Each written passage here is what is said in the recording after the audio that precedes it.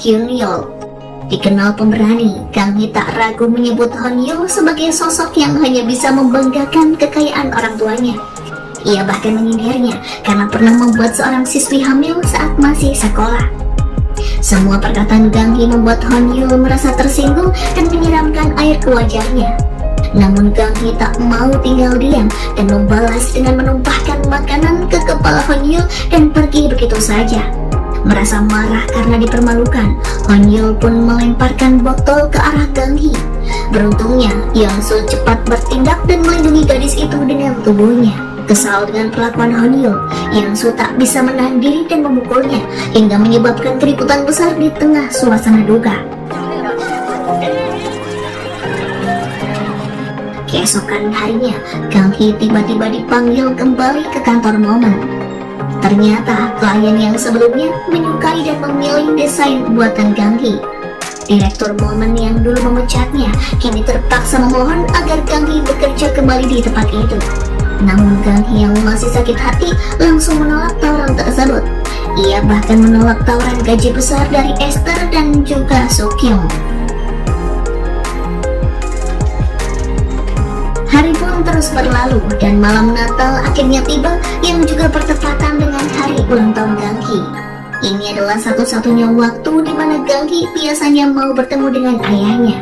Meskipun Chun Pil adalah sosok ayah yang baik, namun hubungan antara dirinya dan Kang Hee sedang renggang.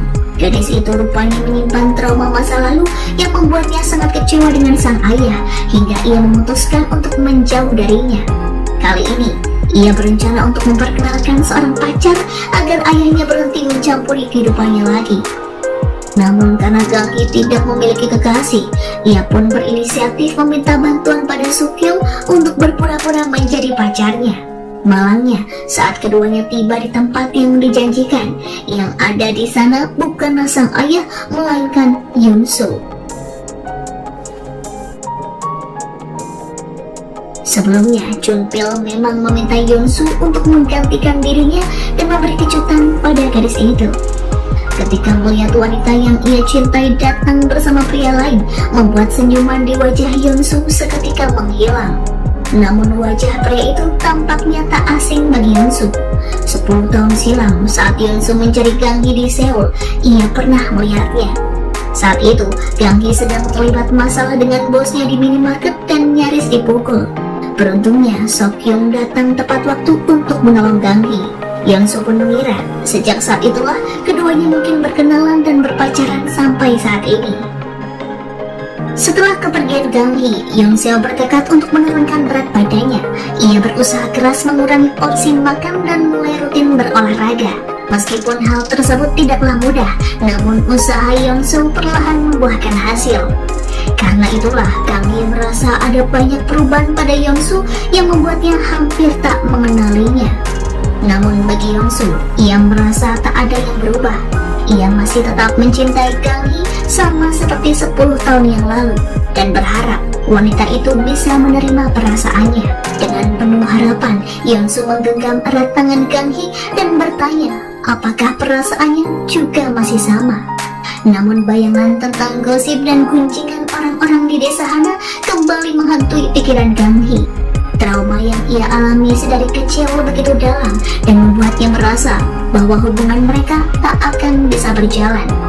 Mulai sekarang, mereka berdua harus berpisah dan melanjutkan hidup masing-masing. Keputusan itu juga tak mudah bagi Kang Hee, namun dalam hatinya, ia merasa ini adalah pilihan yang terbaik untuk mereka berdua.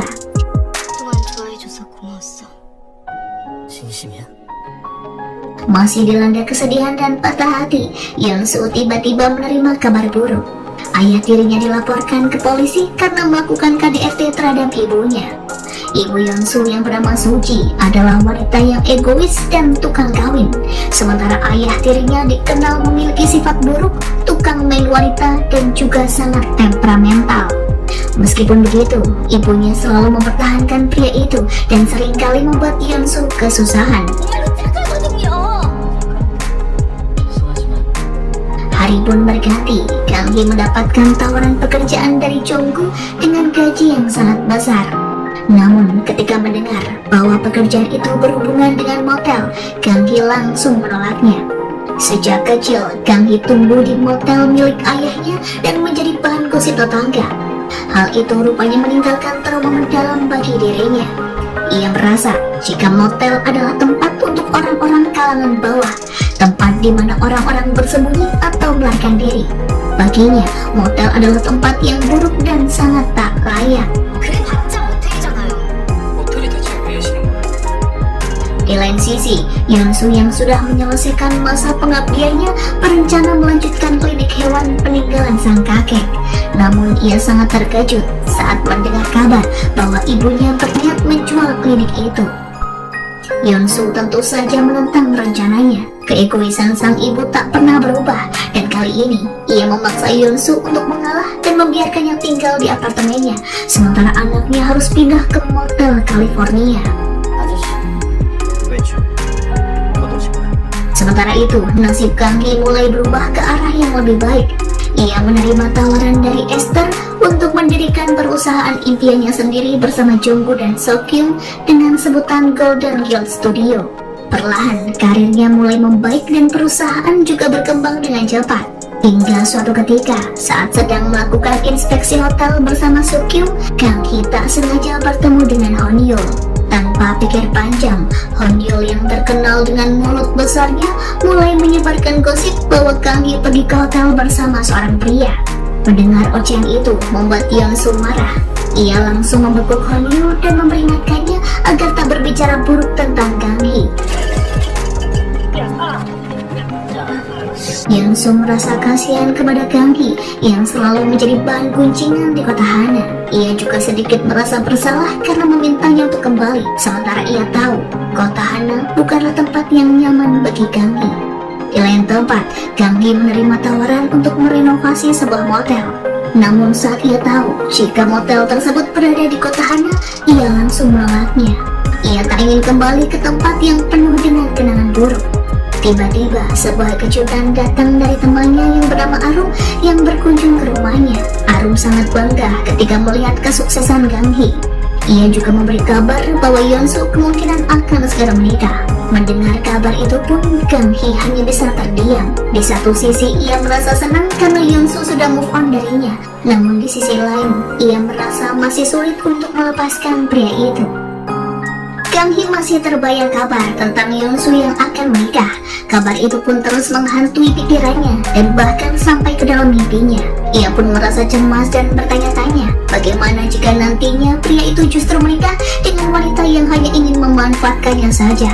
Saat pikirannya sedang kacau, Kang Hee menerima kabar bahwa Jonggu mengalami kecelakaan dan tak bisa menangani proyek motel di desa Hana.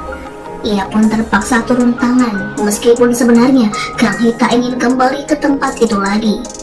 Namun kejutan demi kejutan masih menantinya. Saat tiba di desa Hana untuk menemui seorang klien, ia pun dibuat terkejut saat mengetahui bahwa klien yang akan ditemui adalah ayahnya sendiri. Kang Hee tak ingin Seokhyun yang datang bersamanya tahu tentang hal ini.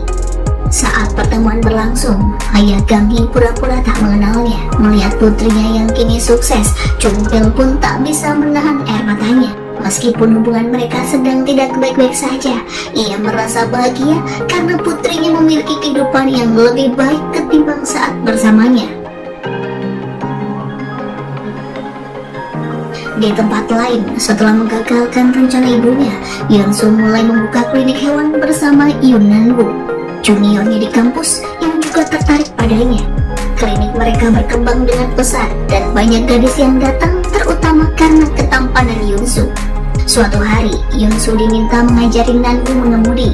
Namun karena panik saat berpapasan dengan mobil lain, Nan-woo malah menginjak pedal gas bukannya rem. Beruntungnya, Yeonsu bertindak cepat dan berhasil menghindari kecelakaan. Tanpa disangka, mobil yang hampir mereka tabrak ternyata dikendarai oleh Kang Hee dan Seokhyun. Melihat Yeonsu bersama wanita lain membuat Kang Hee merasa canggung dan akhirnya memutuskan untuk pergi. Kabar tentang kedatangan Kang Hee pun dengan cepat menyebar. Karena di desa kecil ini, gosip memang sangat mudah sekali beredar dari mulut ke mulut. Selain itu, kabar tentang hubungan Gang Hee dan seorang pria kaya raya juga menjadi bahan perbincangan. Beberapa rumor juga mengatakan bahwa pria itu adalah tukang judi. Mendengar kabar tersebut, Yunsu merasa khawatir dan diam-diam mengikuti Seokhyun untuk mencari tahu kebenarannya. Namun yang ia temui membuatnya yakin bahwa Seokhyun bukan seperti yang digosipkan.